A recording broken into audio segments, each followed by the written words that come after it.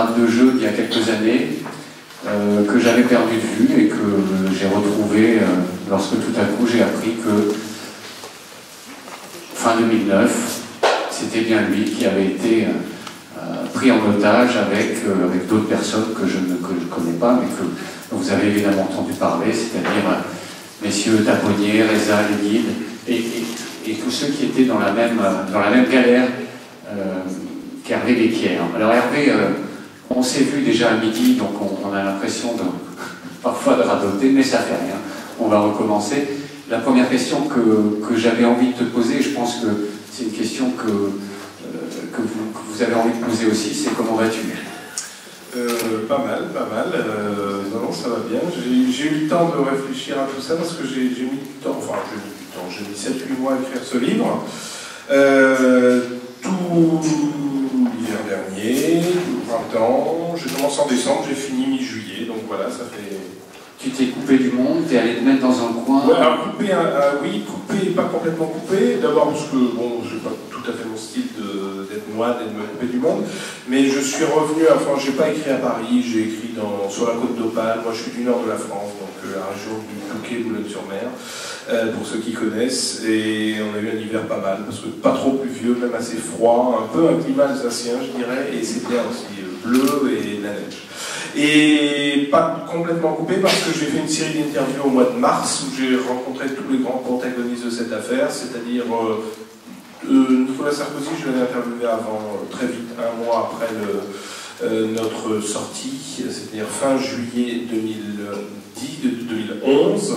En revanche, tous les autres, c'est-à-dire Bernard Kouchner, Alain Juppé, le général Georges Lain, qui était chef d'état-major des armées quand on a été enlevé, et plein d'autres, une vingtaine de personnes et de personnalités. Je les ai toutes vues au mois de mars, sauf Alain Juppé, je l'ai vu fin mai, plus tranquillement lorsqu'il n'était plus ministre des Affaires étrangères. Alors, quand tu les as contactés, qu'est-ce que tu leur as dit? Tu leur as dit, je fais un livre. Ah, je jouais franc jeu. Quel était ton angle de... Tout simplement, voilà, je fais un livre sur ma captivité, je fais un livre sur... voilà, je ne vais pas parler spécialement de la polémique, j'ai dit je fais un livre sur mon aventure, ma mésaventure, est-ce que vous voudriez bien me recevoir? Et tout le monde a dit oui, sans aucun problème. J'ai pas eu un rendez-vous, même remis, ce qui arrive quand même régulièrement dans notre profession, pour des reportages, je dirais, plus classiques. Là, non, le plus difficile à caler, ça a été Claude Guéant, parce qu'il était ministre de l'Intérieur à ce moment-là, et en plus en pleine campagne présidentielle. Donc ça a été 2-3 semaines de calage, mais une fois que ça a été calé, le rendez-vous n'a jamais été remis, et ils m'ont tous consacré entre 1 heure et 3 heures, selon les personnes. Donc 1 heure, c'est déjà pas rien, pour quelqu'un qui a un agenda extrêmement chargé. Bernard Kouchner était un peu plus à l'aise à ce moment-là, donc il m'a reçu 3 heures. Voilà. Sauf celui qui est, enfin on en parlera, qui est à l'origine à mon avis de toute la polémique, qui est un officier supérieur, le lieutenant-colonel Jacques Fouquereau, et c'est de lui, pour moi, dont on part tout ce qui s'est dit de faux et de mensonger sur Stéphane Chapelier et sur moi. Voilà. Le départ de la polémique, clairement, la source. La source. Nous, ça a été pareil, on était en lien constant pendant un mois, parce qu'avant d'être enlevé, on était en reportage pendant un mois, en l'occurrence avec l'armée française. Et donc, notre seul officier de presse, notre seul contact, c'était donc ce lieutenant-colonel. Nous, en plus, ni Stéphane ni moi ne sommes correspondants défense, c'est-à-dire qu'on ne connaissait honnêtement personne d'autre à ce moment-là dans l'armée française, sauf à les avoir interviewés sur le terrain, sous les auspices du service de communication. Mais en tout cas, vous savez, quand vous faites un reportage pendant un mois avec l'armée, vous n'y allez pas comme ça, alors aujourd'hui je vais faire ça, demain je vais faire ci. Non, non, tout se calme, tout se décale aussi, c'est-à-dire que les opérations changent, elles peuvent être prévues le mardi et puis finalement elles sont annulées, ou elles sont repoussées le jeudi, ou avancées le lundi, parce que tout le truc c'est que la France là-bas est en guerre, et qu'il ne faut pas prévenir les talibans d'une opération. Donc souvent elles sont changées, elles sont bougées. À un moment, je me suis dit, là, il distancie vraiment, c'est normal, il y a quelques mois, et j'ai pensé à ce que j'ai appelé la V1, c'est-à-dire la version 1 des papiers que tu avais pas dans les premières semaines, puisque tu n'avais pas de quoi écrire, mais je me suis posé la question de savoir comment était la version 1. Est-ce que la version 1, c'est-à-dire c'était beaucoup plus agressif, c'était beaucoup plus, sans doute, du ressenti de la rage. Oui, alors c'était du ressenti que vis-à-vis des talibans, parce que moi je ne savais pas, ni Stéphane d'ailleurs, ni personne, en tout cas pour notre groupe, on ne connaissait pas du tout la polémique qui faisait rage en France, en tout cas dans les 2-3 premiers mois, c'est-à-dire janvier, février, éventuellement mars 2010. Où on nous a vraiment traîné dans la boue, mais c'est vrai qu'il y avait toute cette colère contre nos geôliers, mes énervements, mes joies, nos énervements. Oui, c'était beaucoup, peut-être plus brut de décoffrage, mais c'était aussi un journal au jour le jour. De toute façon, je ne l'aurais pas écrit comme ça à la fin. Je pense qu'il fallait après le filtre du recul, et en plus, comme à cette aventure, à la narration de cette aventure sur place, c'est rajouté d'abord la contre-enquête sur la polémique, l'enquête quelque part sur comment se sont passées les négociations. Parce que ce qui nous a vraiment obnubilé du premier au dernier jour, je dirais de la première à la dernière seconde, ce sont les négociations. Comment elles allaient s'enclencher, comment elles allaient progresser, comment, en fin de compte, elles allaient aboutir. Le mot qui nous obsédait, c'était mosacrate. Mosacrate en langue dari, une des langues locales, ça veut dire négociation. Voilà. Donc il y avait Mosacrate, Chorou, les négociations avancent, ça c'était le côté optimiste, et c'était hélas souvent Mosacrate, Khalas, Khalas c'est un mot arabe finalement, terminé, échoué, perdu dans les Indes, etc. Et c'était hélas souvent Khalas. Pas toujours, parfois on a eu aussi de faux espoirs, c'était soi-disant Chorou, et c'était pas si Chorou que ça, parce que c'est long, un processus de négociation pour les otages, et aujourd'hui on s'en rend compte avec les otages français aux mains d'Al-Qaïda au Maghreb islamique, il y en a 6, c'est long. Ça fait 2 ans pour un groupe, ça fait près d'1 an pour l'autre groupe, et ce n'est pas fini, et on ne sait pas quand est-ce que ça va finir. Je n'aurai jamais tous les détails intimes, infimes, même d'ailleurs je pense le président de la République de l'époque, Nicolas Sarkozy, ne les avait pas nécessairement. Il avait des synthèses de la DGSE et des officiers des services secrets. Pour autant, j'ai à peu près retranscrit les grandes lignes, voilà. Ça, c'est un autre pilier du livre. Donc, il y a eu de la narration. Donc, oui, j'ai puisé dans mes souvenirs, parce que ces 500 feuillets que j'ai écrits à l'époque, ils m'ont été confisqués. Parce que les talibans sont finalement très psychologues. C'est-à-dire qu'ils se sont rendus compte très vite que j'avais besoin de papier et de stylo. Parce que quand on est dans une pièce seule, on n'a pas de papier, on n'a pas de stylo, on n'a rien. On dépend de tout. On dépend de tout par rapport à son geôlier, c'est-à-dire de l'eau pour boire, de la nourriture pour manger, un seau pour faire ses besoins, pardonnez-moi, mais ça, on en est là. On dépend de tout, on n'est plus un être humain, on est un objet. Voilà. Et donc, négocier, mais il n'y a rien à négocier, parce que nous, on n'a rien à donner en contrepartie. Donc, demander et réclamer quelque chose, une radio, par exemple, du papier, un stylo, c'est des jours et des jours de négociation, de discussion. Donc ils ont eu l'intelligence de me fournir du papier et des stylos. Les stylos made in China, c'est très vicieux le stylo made in China, parce que on dirait un bic, mais ce n'est pas un bic, il est noir, vous ne voyez pas l'encre descendre, et au bout de 10 feuillets, il n'y a plus d'encre. Donc il faut toujours prévoir pour en avoir un prochain. Et prévoir, ça veut dire toujours prévoir 3-4 jours à l'avance, parce qu'entre le moment où vous demandez et le moment où vous obtenez, vous réclamez d'abord 10 fois, et enfin ça arrive. Et là, vous sentez qu'il n'y a quasiment plus d'encre. Mais bizarrement, je ne suis jamais tombé en panne. Ni de papier, ni de stylo. Mais à la fin, enfin plus exactement en 2 fois, les talibans m'ont retiré tous ces papiers qui ont été écrits. D'abord en octobre, donc à peu près à la mi-temps, une dizaine de mois, et ensuite à la fin, fin juin. Tout simplement, quand je leur ai demandé, ils m'ont dit « aucune information doit sortir de nos vallées secrètes ». Sauf que moi, les informations, elles étaient imprimées là-dedans. Sauf le message de propagande d'Hitler, surtout en sortant... En sortant, le petit message... Alors, il y a 2 choses un peu extravagantes. Et d'abord, tout ça dans le même jour et dans les toutes dernières heures, c'est-à-dire le 29 juin 2011, il n'y a pas si longtemps, au moment où... Alors, il y a d'abord le geste symbolique qui nous avait dit depuis des mois, vous aurez des habits blancs pour sortir. La couleur blanche, c'est la couleur des talibans, couleur immaculée.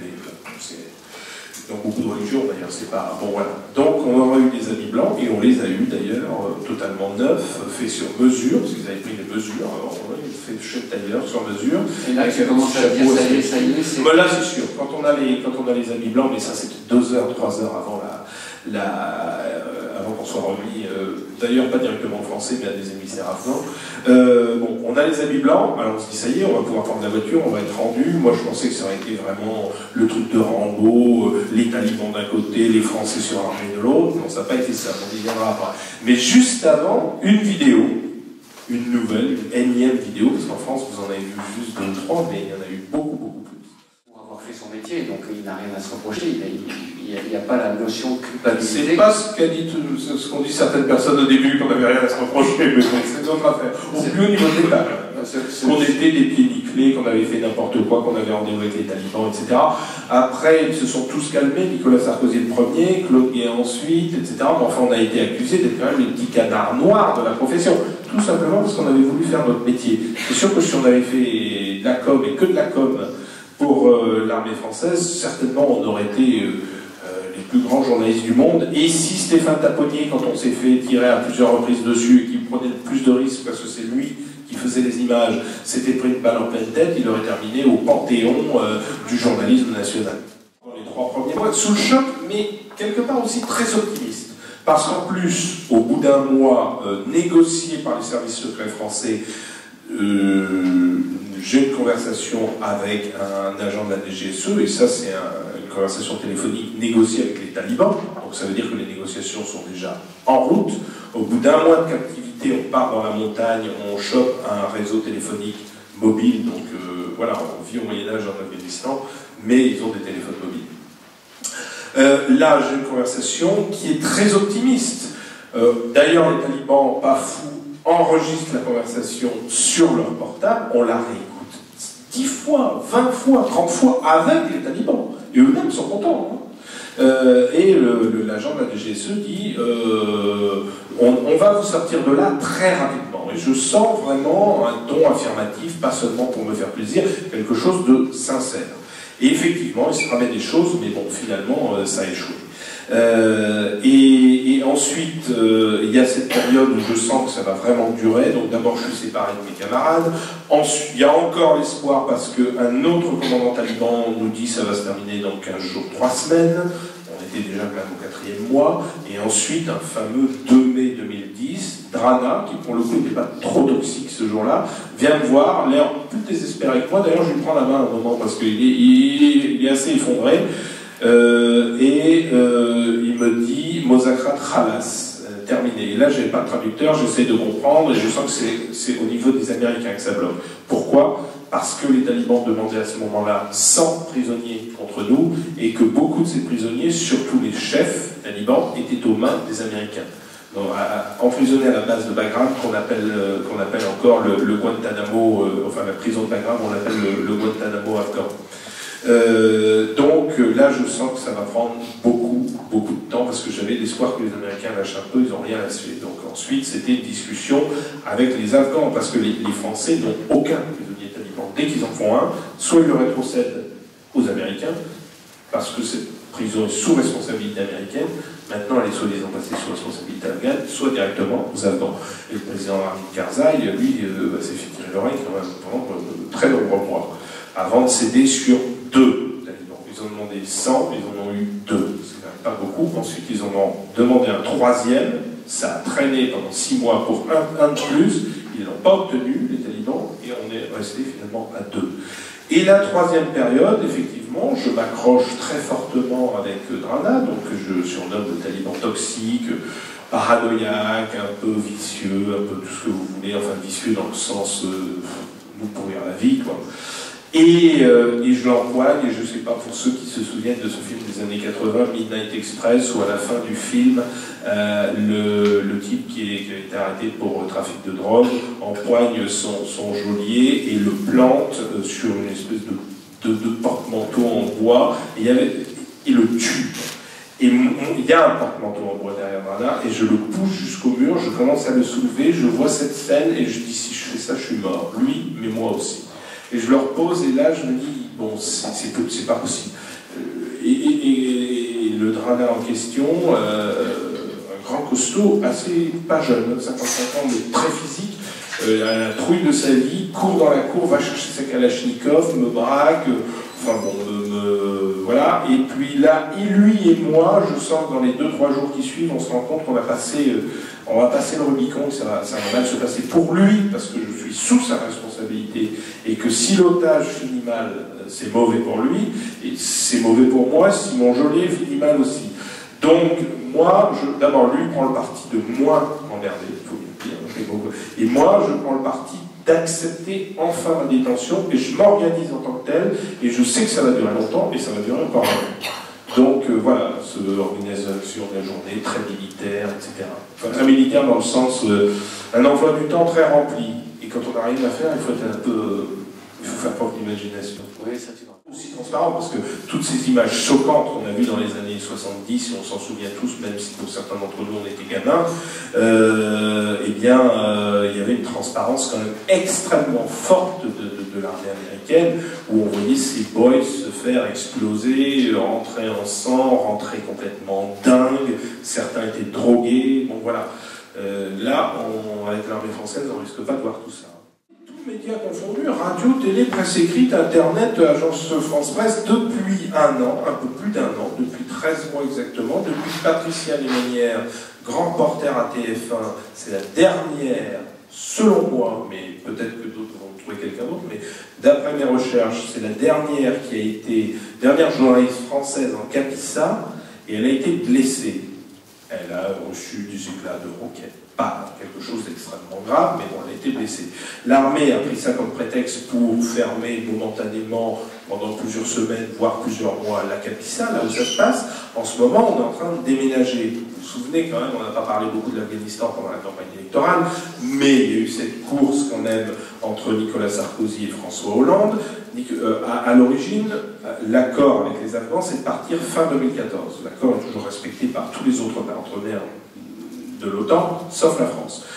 Résultat des courses, donc on est en train de partir. Les clés, par exemple, de la base de Tagab, qui est l'épicentre des talibans dans notre petite province dont on s'occupe, nous les Français, de Capissa, les clés de la base de Tagab, où on a été rendu aux Français d'ailleurs, a été passé aux Américains il y a 15 jours. Donc on est en plein déménagement, en plein désengagement. Aucun reportage. Toutes les demandes de reportage finissent dans un tiroir et s'entassent dans un tiroir au service de com de l'armée, à l'état-major, au ministère de la Défense, parce qu'on passe par où on peut, et même mon cher confrère Jacques Rick, qui veut juste aller filmer des soldats français basés à Belfort, mais juste à Belfort. On lui a dit tout à l'heure, pardonne-moi de déflorer ça, mais on lui a dit tout à l'heure pour TF1, non, ça n'est pas possible, on ne va pas pouvoir travailler là-dessus. Toujours les journalistes sont les yeux de la démocratie. Pour l'instant, on est en train de nous crever les yeux. Mais l'épicentre, la capitale, là où on est en train de retirer quasiment 1800 soldats, avec tous les risques que ça comporte, parce qu'on a énormément de matériel là-bas, à rapatrier, on a des hommes à faire rentrer, tout ça doit se faire à peu près en bon ordre, sous la menace des fusils talibans, des kalachnikovs talibans. Eh bien, on va rien. Motus et bouche cousue. Alors, c'est un peu cher payé, c'est vrai. Et c'est un peu long.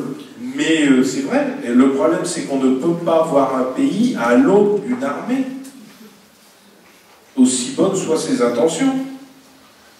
C'est-à-dire que voir, vous savez, quand ils reviennent d'Afghanistan, les militaires, ils ne connaissent pas grand-chose de l'Afghanistan, hein, à part qu'ils se sont fait tirer par des hommes invisibles, parce qu'ils le disent tous, on se fait tirer par des gens qu'on ne voit pas. Il y a le patron, l'ancien patron, qui dit on peut médiatiser, il faut médiatiser, ça sert à aiguillonner les politiques. On a un service du Quai d'Orsay qui dit l'inverse, et il y a un président de la République qui s'appelle François Hollande, à qui j'ai remis mon livre il y a un mois, et qui me dit ne gardez pas le silence. Et j'ai envie de lui répondre, vous non plus, monsieur le président.